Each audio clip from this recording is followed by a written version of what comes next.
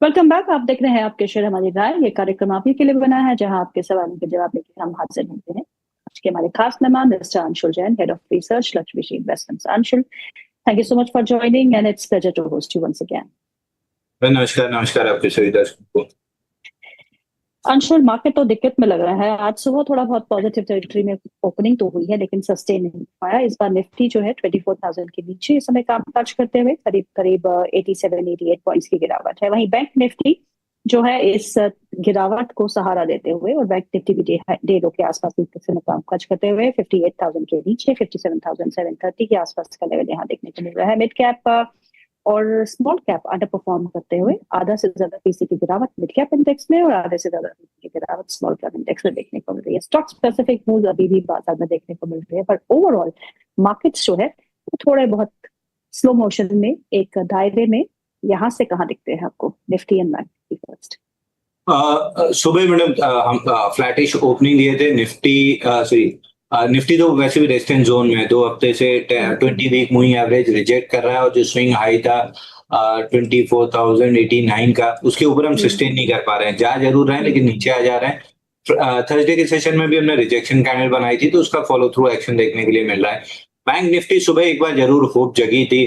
75 minute के chart पे जो हैमर काइंड ऑफ कैंडल बनी थी, लेकिन उसका ब्रेकआउट मिल ही नहीं पाया।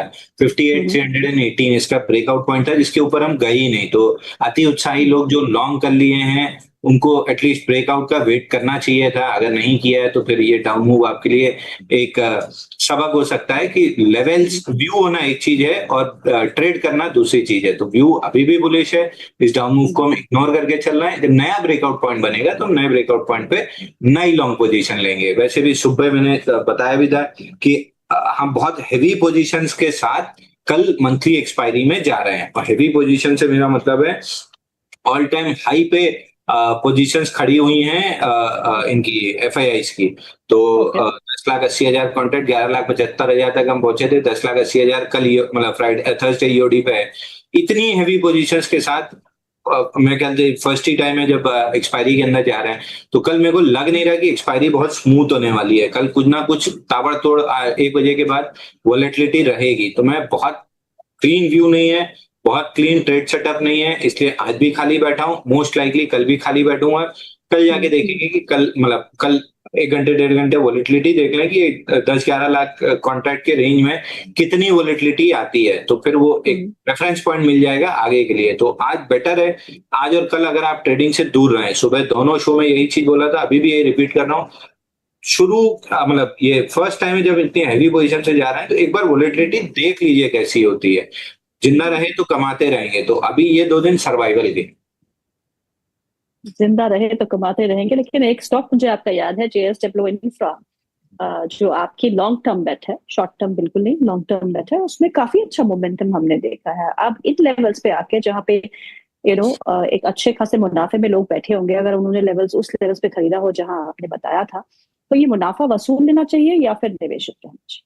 देखिए, अगर आप एक्सट्रीम शॉर्ट टर्म ट्रेडर हैं, जो 7-8 दिन में अच्छा प्रॉफिट मिला है, 270 रुपए के आसपास से हमने 343 का हाई बनाया, तो प्रॉफिट बुकिंग हमने विटनेस मतलब बताया भी था कि थोड़ा सा अगर करना है तो कर लीजिए।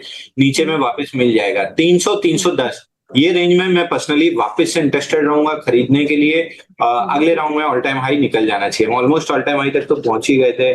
358 का ऑल टाइम हाई है, 343 का हाई लगा है। नेक्स्ट लेग में हम ऑल टाइम हाई क्रॉस करके 399 निकल जाएंगे। तो मैं कहीं भी 300-310 की जोन में एविडेंस मिलेगा तो मैं बाई करना स्टार्ट करूंगा। और दूसरा, इसी के साथ एक स्टॉक और जोड़ देता हूँ। Buy sell stop loss target की सलाह नहीं है, ना इसमें ना जेएसडब्ल्यू सीमेंट में।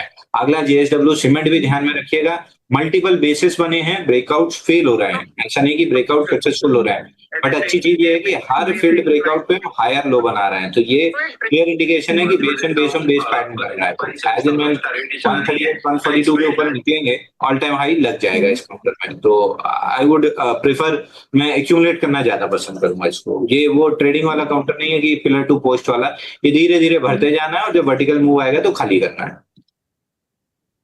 जी, चलिए हम पहला सवाल ले लेते हैं। पहला सवाल जो है सुरेश का है, वो पूछते हैं कि एचडीएफसी बैंक में इन लेवल्स पे खरीदारी करनी चाहिए या नहीं, क्योंकि आज एक पॉजिटिव खबर भी आई है जहाँ पे जो एलिगेशंस थी उसे उन्हें क्लीन चिट मिल चुका है। तो एचडीएफसी बैंक करंट लेवल्स पे खरीदे या नहीं? नहीं, एचडीएफसी बैंक में जो टारगेट्स हमने डिस्कस किए थे 804 से 818 का गैप जोन, आज 804 के हाई से ही थोड़ा सा फिसला है, बट जब तक ये 790 रुपए प्रोटेक्टेड है, आई बिलीव कि ये 818 रुपए आराम से पहुंच जाएगा और उसके बाद भी तेजी रहेगी।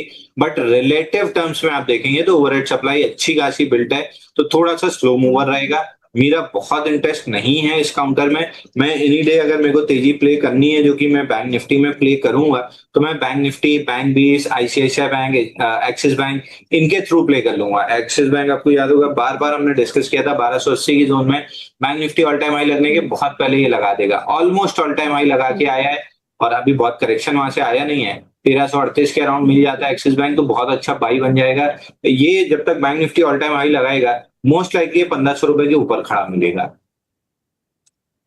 जी चलिए, अब अगला सवाल लेते हैं। संगीता जी सवाल पूछती हैं, कहती है ई टू ई अभी बाय करे और टारगेट्स क्या हो सकते हैं, स्विंग ट्रेड बनता है या नहीं? मेरे ख्याल से सुबह भी इनने दूसरे शो पे पूछा था, तब भी मैंने यही कहा था, अभी नहीं बन रहा है। 5% सर्किट में जब तक रहेगा तब तक मैं मोस्ट लाइकली इसको अवॉइड करके चलूंगा और नीचे में एक बार 350 के आसपास तक आते हुए दिख रहा है। अभी मेरा बाइंग में इंटरेस्ट नहीं है। वीकली चार्ट पे जब अच्छी कंसोलिडेशन कर लेगा और थोड़ा सा 10% कम से कम प्राइस बैंड इसका जब हो जाएगा तब मेरे इंटरेस्ट में आएगा, क्योंकि 5% में जिस दिन ब्रेकआउट भी बनेगा पकड़ नहीं पाएंगे। तो अभी मेरी इंटरेस्ट लिस्ट में नहीं है। हाँ ऐसा है, वॉच लिस्ट में है बट इंटरेस्ट लिस्ट में नहीं है। तो थोड़ा सा कंसोलिडेट कर ले, थोड़ा पुल बैक अपनी कंप्लीट कर ले, 338 348 330 जोन में आ जाए, वहां पे एक्यूमुलेशन स्टार्ट करे तब इंटरेस्ट में आएगा। अगला सवाल उमंग का है। उमंग बोलते हैं कि उन्हें want to confirm Nifty chemicals में, निफ्टी केमिकल केमिकल में कप एंड हैंडल, ब्रेकआउट है। अच्छा निफ्टी केमिकल में कप एंड हैंडल का ब्रेकआउट है या नहीं? हाय मैडम, ये मैंने पूरे गांव मोहल्ले में बांट के रखा है। Nifty chemical, micro cap 250, small cap 250। अच्छा है, लोग देख रहे हैं, इंडेक्स देख रहे हैं, ऐसे ही आपको लीडर्स मिलेंगे। अगर इंडेक्स नहीं देखेंगे, रैंडमली आप स्टॉक्स ट्रेड करते रहेंगे तो हमेशा, if you are a newbie, अगर आप स्टार्टिंग आउट कर रहे हैं, रैंडमली पूरे यूनिवर्स को स्कैन करने की जगह शुरुआत कीजिए इंडेक्स से, जो इंडेक्स अच्छा लग रहा हो फिर उसके कंपोनेंट्स पे जाइए। तो इसमें cup and handle pattern breakout है, लेकिन पिछले 2 दिन का प्राइस एक्शन थोड़ा सा खराब है, जो कि लिक्विडेट कर रहा है। तो 50 डे मूविंग एवरेज 28,800 तक आ सकता है। 29,200 चल रहा है, बहुत ज्यादा नहीं, 400 पॉइंट बचा है। ये कंप्लीट होने के बाद जब नेक्स्ट लेग में निकलेगा 29,600 30,000 की जोन, आराम से 35-36,000 तक जाएगा। तो अगले 3-4 महीने आपको इनमें केमिकल स्टॉक्स में अच्छा पैसा बनेगा, बट जिनमें क्लीन सेटअप हो उन्हीं को ट्रेड करना है। ओके आयुष का अगला सवाल है। आयुष पूछते हैं अंबुजा सीमेंट के बारे में। Ma'am, KP energy, Ambuja cement have the best averaging level for 3 to 4 years term perspective. 3 से 4 साल के पर्सपेक्टिव के साथ बेस्ट लेवल कौन सा है इनको बाय करने का, केपी एनर्जी और अंबुजा सीमेंट? देखिए, केपी एनर्जी तो आप कहीं भी 318 के नीचे सब रेट अच्छे हो जाएंगे। तो 318, 333, मतलब 333 318 जोन है, 318 के नीचे मिल जाए तो वापस से डीप डिस्काउंटेड प्राइस हो जाएंगे। ऑल टाइम हाई के लिए आराम से बाई कर सकते हैं। अंबुजा सीमेंट प्राइस से बहुत ज्यादा दिक्कत नहीं है, प्राइस तो अच्छी है और अच्छी प्राइस पे खड़ा भी है। प्रॉब्लम आपको आएगा टाइम का। 2 साल 2.5 साल आपको ना फ्रस्ट्रेट कर देगा। एक गैप फिल होना था मंथली चार्ट पे, सॉरी डेली चार्ट पे, वो भी फिल हो चुका है राइट एट 414 441 450 की जोन में, उसके नीचे चल रहा है। गैप सब चीज हो चुकी है, जो भी बेरिशनेस थी सब निकल चुकी है। अब यहाँ से एक्यूमुलेशन और उसके बाद स्मूथ अप ट्रेंड आना है। तो आप शायद 1-1.5-2 साल फ्रस्ट्रेटेड रहे कि चल नहीं रहा है स्टॉक, यहीं पे मिलेगा, बट ये अच्छा है आपको SIP करने के लिए। और 4 साल में आपको all time high plus extension कहीं भी 1,000 रुपए अगर हो जाए 4 साल में तो मेरे को बहुत सरप्राइज नहीं होगा। बट मैं थोड़ा सा, एक दिक्कत है, ये 1 लाख करोड़ का काउंटर है, सामने JSW सीमेंट 17,000 करोड़ का काउंटर है।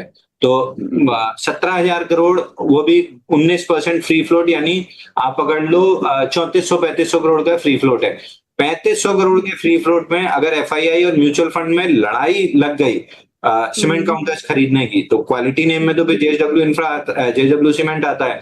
तो अगर 3500 करोड़ की भी बाइंग होती है तो स्टॉक आपको कहीं भी 250-300 रुपए आराम से मिल जाएगा। तो कंपैरेटिवली रिटर्न्स परसेंटेज में JSW सीमेंट में ज्यादा मिलेगा। तो मैं इसलिए अंबुजा छोड़ के, मतलब अंबुजा भी हम रिकमेंड कर रहे हैं क्लाइंट्स को जिनको लार्ज कैप लेना है, बट ज्यादा एम्फेसिस मेरा JSW सीमेंट पे।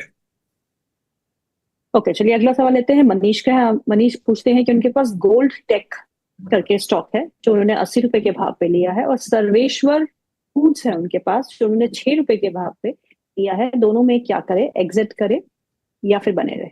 देखिए सर्वेश्वर तो मेरे को याद है बहुत समय से पूछा है, तब से 7-14 टूटने के बाद से, वो भी गैप के साथ जब स्प्लिट और खराब अर्निंग्स आई थी सितंबर 25 में, तब से हम रिकमेंड कर रहे हैं कि बेच के चलिए।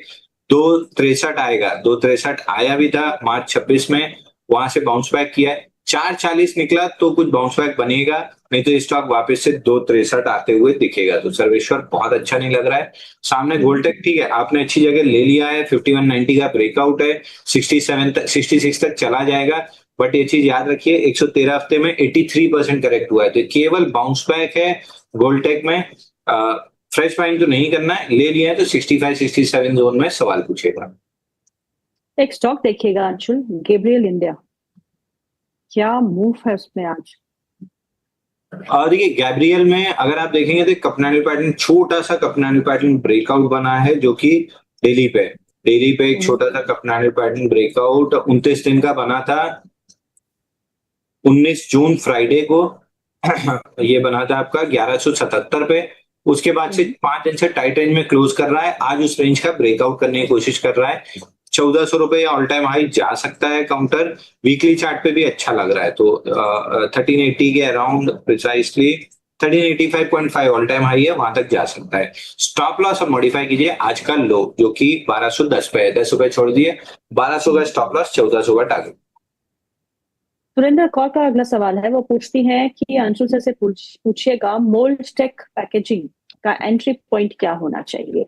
सर की रिकमेंडेशन 710 के ऊपर की थी। देखिए मोल्टेक पैकिंग में आज वापस से ब्रेकआउट बना था 710-713 की जोन में, बट वापस से नीचे आ गया है, तो प्रोबेबली एक आध दो सेशन और लग सकता है। 710-730 इस जोन के ऊपर क्लोज करता है तो 775 तक निकल जाएगा। सेल्स अच्छी है, क्वार्टरली रिजल्ट अच्छी है, मार्जिन ठीक है, 14% के पास स्टेबल है, प्रोबेबली ब्रेकआउट कंफर्म होना चाहिए।